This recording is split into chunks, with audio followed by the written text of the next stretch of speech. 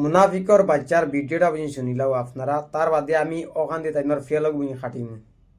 अगर वो एक ईंट भी अगर कहीं रख दिया तो उसको जिंदा जलाया जाएगा।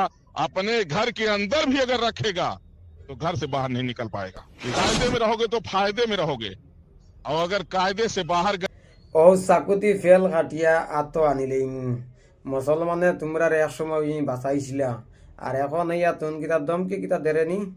তোর বাপর জাগাত কিয়া মুসলমানে কিতা বানাইতরা নি কিতা মসজিদ, আমরার জাগাত আমরা বুঝি বানাই। আর हिंदुस्तान किसी का बाप का जगह नहीं, हिंदुस्तान सबका है, हिंदू मुस्लिम क्रिस्टान सबका है। আজকে তোমরা গায়ে বুঝিনি মদ খাও আর গায়ের বুঝিনি ওই থেকে গোবর খাও, তোমরা লাগে বুঝি ভালো হইব।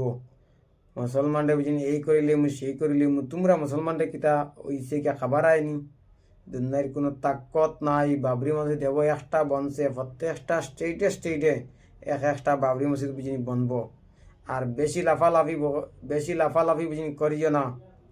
বাড়ির থেকে তুলিয়া আনিলেই মু, আলু বুঝিনি মাখিলেই মু তুলিয়া আনিয়া। তোমরার বাপ এখন বুঝি প্রধানমন্ত্রী আছে, তোমরা হসটা কিতা ভাবছো নি।